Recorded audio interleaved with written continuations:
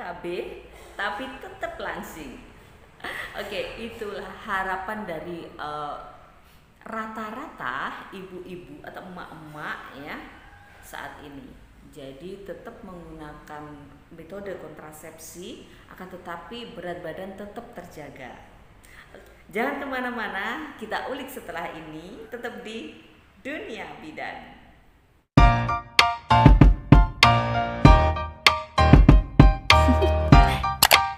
Do you wanna know?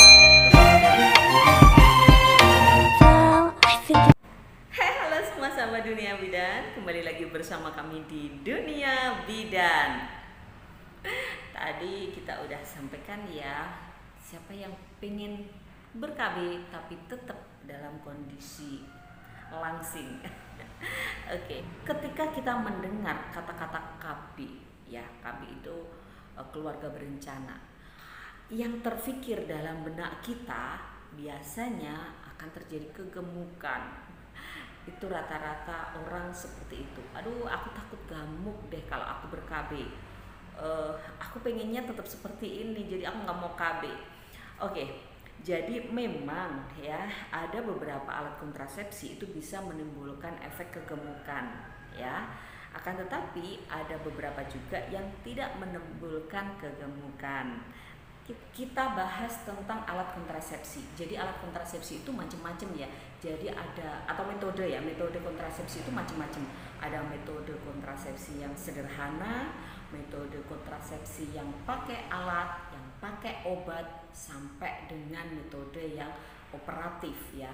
Di sini semuanya ada efek samping. Sekarang kita bicara tentang efek samping yang berhubungan dengan kegemukan atau peningkatan berat badan ya. Peningkatan berat badan ini sebenarnya bukan cuma karena ditimbulkan ya itu oleh kontrasepsi saja. Akan tetapi peningkatan berat badan itu bisa saja ditimbulkan karena faktor asupan makanan ya, gizinya, bisa juga faktor stres ya, bisa juga faktor hormonal ya, hormonal yang lain. Jadi bukan cuma hormon yang ditimbulkan oleh atau dimasukkan sebagai alat kontrasepsi ya. Jadi banyak sekali faktor. Akan tetapi kita lebih spesifik pada yang namanya alat kontrasepsi gitu ya. Jadi ada beberapa obat ya itu yang memang bisa memicu peningkatan berat badan lebih signifikan daripada obat yang lain gitu ya, obat kontrasepsi maksudnya.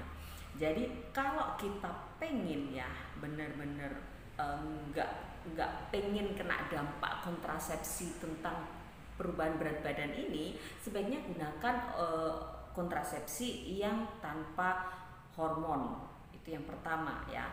Yang tanpa hormon itu apa? Bisa Bunda gunakan misalkan metode sederhana ya. Metode sederhana itu banyak banget juga ya. Bisa MAL ya, metode aminorilaktasi. Bisa pakai ke kontrasepsi kalender ya. Kalender kan juga nggak bersentuhan dengan yang namanya obat-obatan ya. Terus sistem apalagi azel ya, kalau itu interruptus. Terus juga bisa gunakan metode ovulasi bilik. Jadi banyak juga ya macamnya yang bisa digunakan untuk sebagai kontrasepsi atau pencegahan kehamilan yang tidak memiliki dampak pada kenaikan berat badan gitu ya. Sekarang yang memakai alat ya, memakai alat itu juga banyak ya, macam-macam. Misalkan yang alat yang sederhana aja ya, sederhana itu pakai tisu mungkin ya, pakai tisu bisa, pakai kondom ya, pakai kondom juga bisa mencegah kehamilan dan dia tidak berefek pada kegemukan. Berikutnya lagi adalah menggunakan yang namanya IUD. Kita bahas tentang yang namanya IUD. IUD ada dua macam ya, ada IUD yang hormonal dan IUD yang non hormonal. IUD yang non hormonal itu tidak memiliki efek samping meningkatkan berat badan. Kalaupun para pengguna IUD ya, misalkan ada pengguna IUD, aku dulu pasang IUD itu berat badanku cuma 45 doang. Tapi sekarang setelah 5 tahun atau mungkin baru 2 tahun, berat badanku naik 10 kilo atau 15 kilo atau 20 kilo.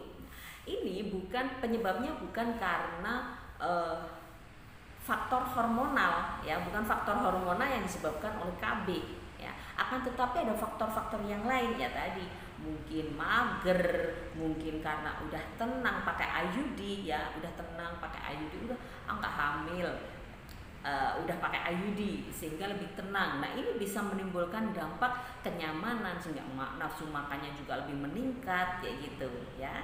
Jadi kalau IUD-nya itu bukan yang IUD progesteron, itu tidak bisa menimbulkan efek kegemukan.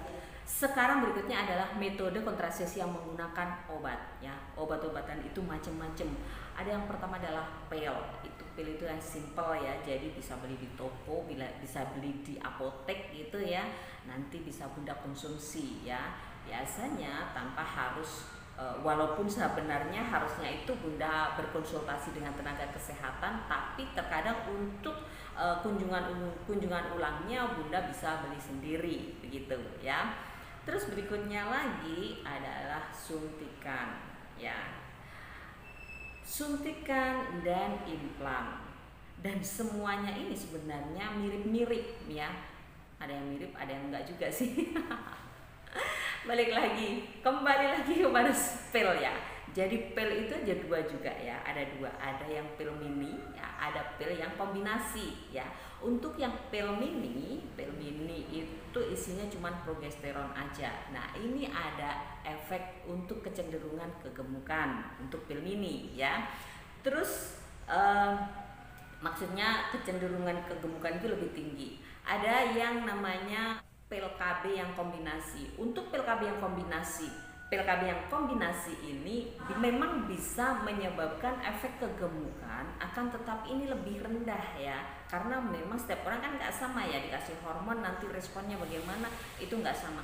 Rata-rata itu akan lebih cenderung stabil karena hormonnya ada hormon estrogen dan juga hormon progesteron. Nah itu ya Bunda ya. Jadi kalau pengen lebih stabil untuk berat badannya, bisa Bunda gunakan pil yang kombinasi ya. Pil yang kombinasi itu ada estrogen dan progesteron. Sekarang pada suntikan ya. Jadi menggunakan obat yang kedua adalah menggunakan obat suntik ya, metode suntik.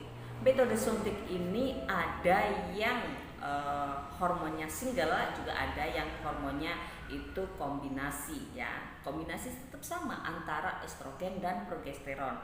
Yang single ada hormonnya yang progesteron aja ya. Jadi kalau suntikan yang progesteron saja itu adalah suntikan yang 3 bulan ya. Ini memiliki efek ya, kecenderungan untuk peningkatan berat badan yang lebih tinggi daripada yang estrogen dan progesteron.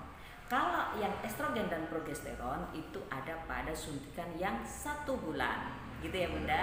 Yang 3 bulan itu bisa memberikan dampak ya, kegemukan lebih tinggi daripada suntikan yang 1 bulan. Walaupun tidak menutup kemungkinan untuk KB hormonal yang 1 bulan itu bisa juga menimbulkan efek kegemukan. Jadi tidak menutup kemungkinan untuk menimbulkan efek kegemukan ya Bunda ya. Tetap ada efek kegemukan. Cuman lebih dahsyat pada yang 3 bulan yang sebagai hormon single tadi. Berikutnya lagi adalah implan ya. Implan itu yang dipasang di sini ya. Jadi dipasang di lengan sebelah kiri.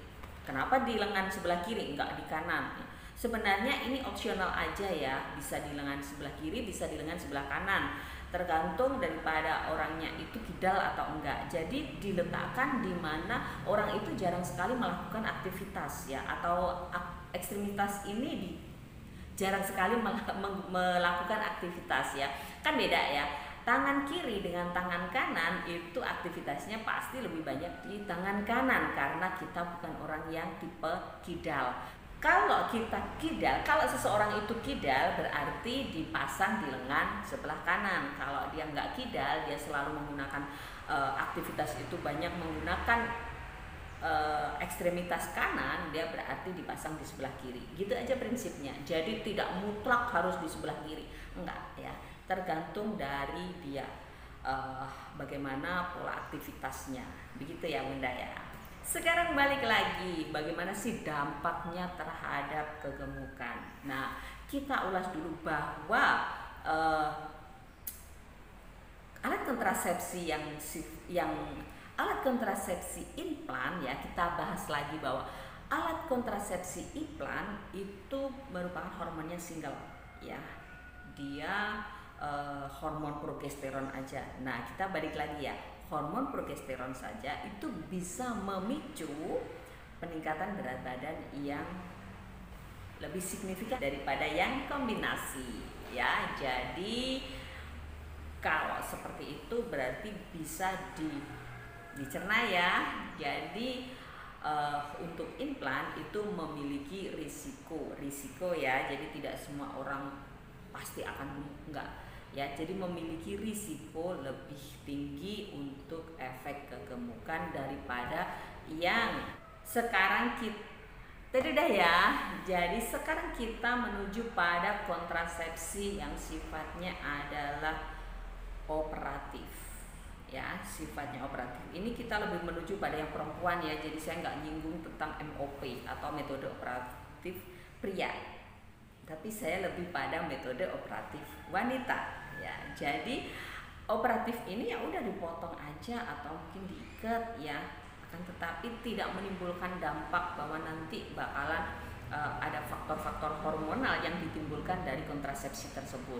Kalau hormonal dari tubuh sendiri ya tetap ada gitu ya, dari tubuhnya si ibu itu tetap ada, tapi dampak dari kontrasepsi tersebut tidak menimbulkan dampak hormonal.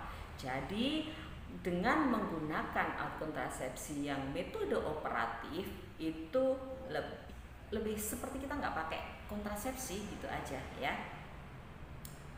Jadi tidak mengganggu atau tidak merubah sistem hormonal pada tubuh kita. Jadi kalau memang seseorang itu dengan menggunakan metode operatif wanita dan dia mengalami kenaikan berat badan yang signifikan, itu sama saja dengan yang tadi, yang metode menggunakan IUD ya. Ada kemungkinan memang faktor psikologis, faktor asupan gizi, faktor apa lagi? Faktor asupan gizi, stres itu bisa saja ya, atau faktor penuaan ya. Karena biasanya kalau kita udah seseorang yang menggunakan metode operatif itu biasanya umur juga diperhatikan. Nah, dengan bertambahnya umur seseorang itu metabolismenya udah mulai menurun ya. Karena metabolisme tubuhnya itu mulai menurun, maka dia akan lebih cenderung makanan yang dia makan itu tidak diolah menjadi energi tapi disimpan sebagai lemak gitu aja ya.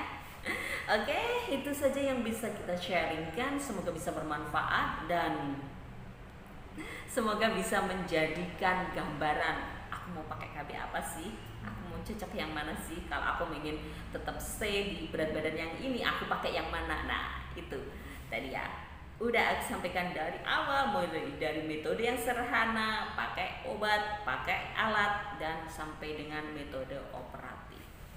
Oke, semoga bermanfaat. Jangan lupa buat di like. Kalau ada yang ingin masih ada grundel-grundel di otak, di hati ya, tulis aja di kolom komentar ya. Kalau ada yang ingin ada yang membutuhkan lagi, silahkan di share ya videonya biar banyak yang mendapatkan manfaatnya. Begitu ya. Kalau yang belum subscribe, silahkan tombol subscribe-nya biar nanti kalau Dunia Bidan upload video yang terbaru, Bunda bisa dapat informasi yang terbaru. Oke, jangan lupa ya, sekali lagi jangan lupa like, comment, and subscribe Dunia Bidan.